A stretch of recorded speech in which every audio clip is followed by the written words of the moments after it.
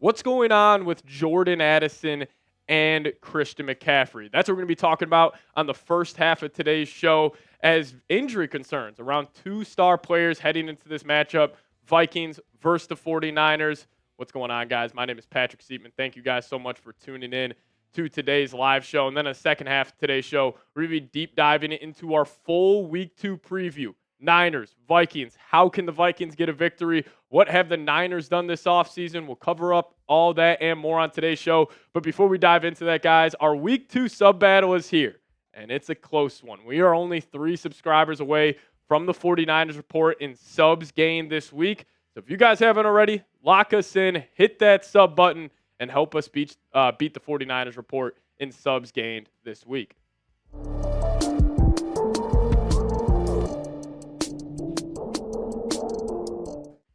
So we got a big-time Christian McCaffrey injury update coming in from guys like George Kittle, Kyle Shanahan, the injury report, and Ian Rappaport. They all talked about Christian McCaffrey heading into this matchup versus the Minnesota Vikings as, you know, this is going to be a big loss for the Niners. I know Jordan Mason. He ran crazy versus the New York Jets this past week.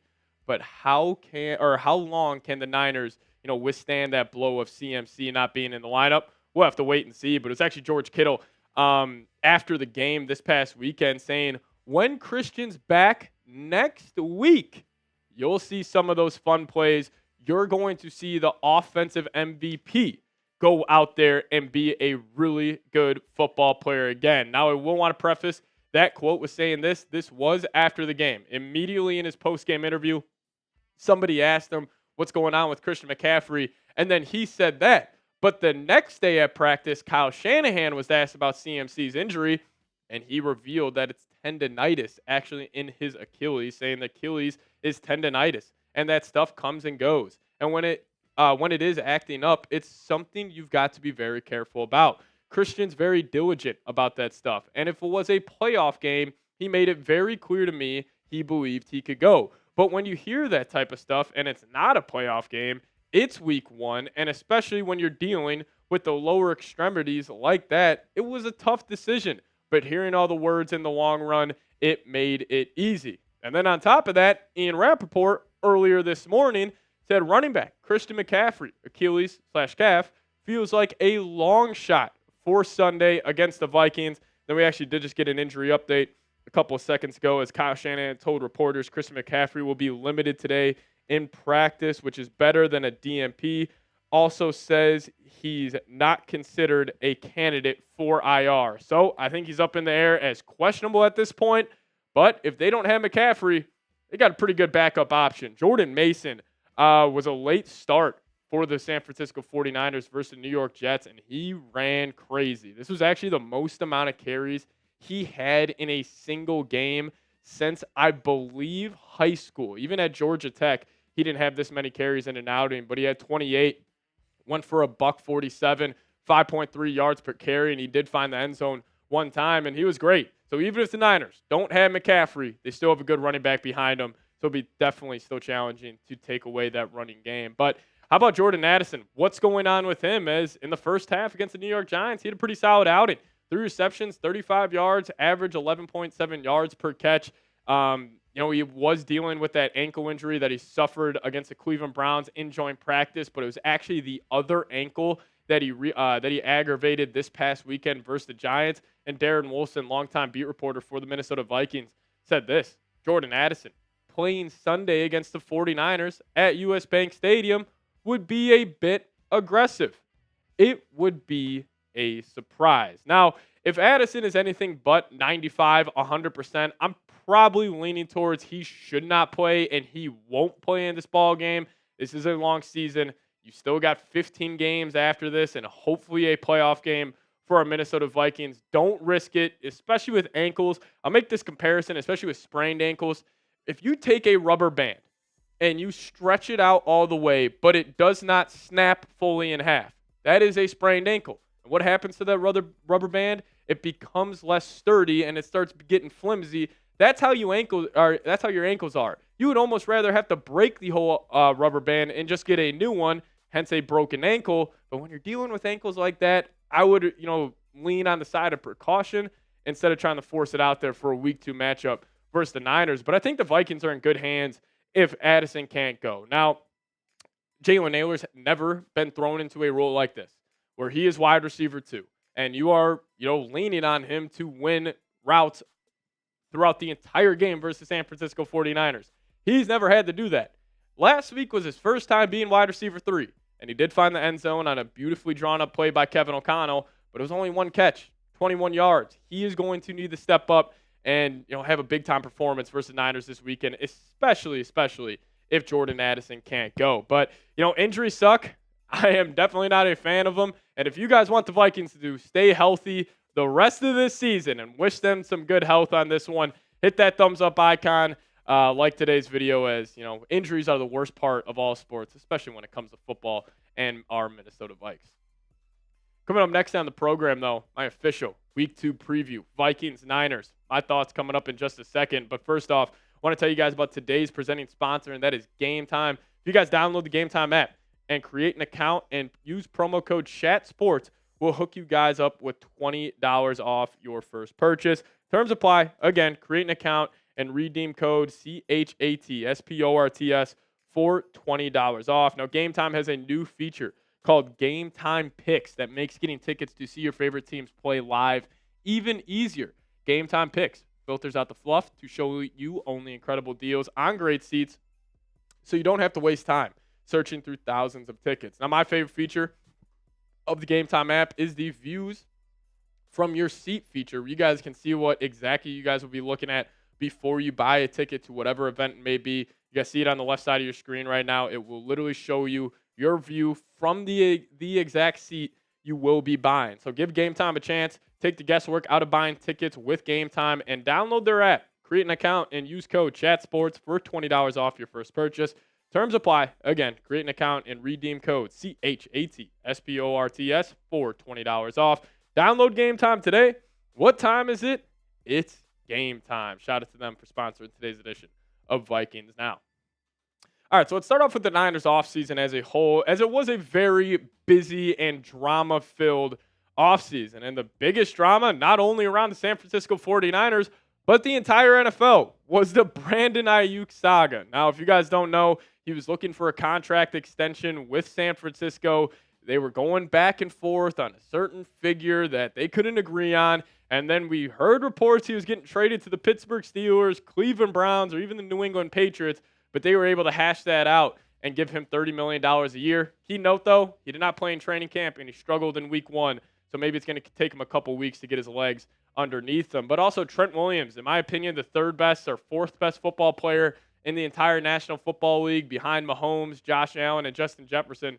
Trent Williams is fantastic. He truly is like the modern-day Joe Thomas, where he is an all-time great left tackle, best left tackle in the league by far, but he was holding out just to try to get some more guaranteed money on his deal and move the contract to more favor the upcoming years instead of backloading it. But he got paid, so he is happy there. And then Brock Purdy. There was a debate all offseason. How good is Brock Purdy? You turn on FS1, you turn on the Cow Herd, you turn on First Things First, whatever show you want to watch. They are always debating about Brock Purdy. Is he good? Is he a product of the system? People still don't know the answer to that. So Niners, drama-filled and definitely a busy offseason. But they started off the regular season scoring off against the New York Jets, and their offense looked good. They put up 401 yards total against a very, very good Jets defense. They had 25 first downs. They were 6 of 13 on third downs. They're actually 2 of 5 in the red zone, which is a key note there. But still, you get to the red zone 5 times on that.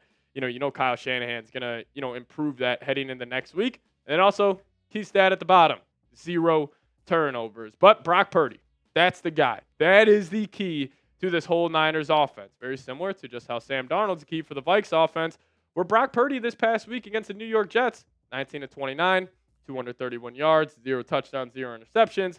Just kind of did what the offense asked him to do. But he is a guy, if you aren't on top of it and you aren't playing good defense, he can beat you. But let's talk about it. How do the Vikings get a victory versus the San Francisco 49ers, team that was representing the NFC in the Super Bowl this past season? Well, I got 5 keys to victory for you. And number 1, and this should be number 1. I am telling you, this should be the number 1 key to victory every single week moving forward. Win the turnover battle. And you may be asking why. Every team probably says going into each and every week, we need to win the turnover battle. But with the Vikings and under Kevin O'Connell, I mean, check out this stat. Shout out to Chat Stats for getting this one. The Vikings are 18-0, undefeated under Kevin O'Connell when they win or tie the turnover battle. Take care of the football and you will win this weekend. You win the turnover battle, you win this weekend. That is by far my number one key to victory versus San Francisco 49ers. Take care of the football, force one takeaway, and you should be celebrating a victory Monday for the second straight week. Number 2 for me, this guy right here, number 18, Justin Jefferson, the best wide receiver in the National Football League in my opinion. And yes, he did not light up the stat sheet this past week versus the New York Giants.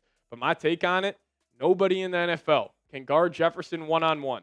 So you let him dominate if they're giving him one-on-one opportunities, or you have him open up opportunities for other guys. I just watched a full film breakdown, Vikings versus Giants. Tell you what, the Giants were all over them. They were bringing safety help. They literally on 1/3 down just had their safety man up straight over the top of Justin Jefferson. It didn't matter what move he made. He had 2 dudes running the route with him. But what did that do? That opened up a seam to Josh Oliver, a guy like Jordan Addison, Jalen Nailor. Obviously, if Addison plays, he should be able to take advantage. But Jalen Nailor, you are going to have a chance to have a big-time game against a good defense. We'll see if you can take advantage. Number 3 for me, you got to run the football. And again, this is one I could say every week. Like a lot of these are chalk, like run the football, win the turnover battle. But with the Vikings, it matters. The last 2 years, they ranked almost dead last in rushing yards per game, under 100 yards per game each of the last 2 seasons under KOC. This past weekend, 111 yards total. We're able to consistently run the ball, keep the Giants defense kind of on their heels a little bit. If you can do that against the Niners, against Fred Warner and that front 7, it will open up a whole lot. But again, the Giants, compared to the Niners, it's a whole different beast. Now, you're also going to have to protect Sam Darnold because, Sam Darnold is a really good quarterback when he has time. But when pressure in his face and he can't necessarily, set his feet correctly and fully go through that full motion, he can struggle. And actually, the Vikings offensive line this past week played pretty well. Shout out to the tackles. Christian Darrisaw, Brian O'Neill, scoring out as a 79.4 grade for Darrisaw. Brian O'Neill, 85.9. And then clap it up for Blake Brandel. Look at that PFF grade, everybody. Do we finally have a left guard in Minnesota? Well, that beast, that left guard, put up a 91.2 PFF grade. Now you get to the struggles. Garrett Bradbury, Ed Ingram, where Ed Ingram actually had a whopping 9.9 pass blocking grade versus the New York Giants. If this 5 can get it done versus the Niners front, again, we should be celebrating another victory Monday this upcoming week. But this is the matchup that I probably should have put this as number 1, honestly. Well, obviously, turnover battle should be number 1, but Brian Flores versus Kyle Shanahan. I cannot wait for this matchup. Even if I wasn't a Vikings fan, my favorite defense to watch in the National Football League is the Brian Flores defense. It's so unique. Nobody runs it like we do compared to the entire rest of the NFL, which is also why I think the Vikings defense is very hard to game plan for because you can't really go off any other tape from another team as it's really Flores' defense. It's his scheme that he is running. And I want to see if he brings more pressure than he did last week. Because last week against the New York Giants, funny enough, Brian Flores ran cover 0 times. I guarantee you he would change that this upcoming week versus Brock Purdy and that 49ers offense. But speaking about the game, how do you see it shaking out? Predict the score for me down below. Vikings versus 49ers. That's my score prediction. Vikings fans, you're not going to like me for this one. I think it's going to be a tough game. I think it's going to be a tight game. I think it's going to be fourth quarter. It's going to be a one-score game. But I do have the 49ers winning 17-16. Now, if the Vikings have Jordan Addison and he's a late, good-to-go type of move, I'll probably flip this to 20-17. Vikings get a victory. But the Niners' defense is tough. They're great in the red zone. And if the Vikings, if they're not able to, scheme up open touchdowns like they did against the Giants, I can really see them having a tough time to move the football. So I'm hoping this is my worst take ever here on the channel. But my score prediction, 17-16. Addison plays 20-17. Vikings get a victory, but as it stands right now, that's where I'm leaning. If you guys do want to give me a follow on Twitter, that's a handle right there at Pat Sieps. Give me a follow over there, and I'll give you guys a follow right back. But thank you guys so much for watching today's show. SKOL Vikes.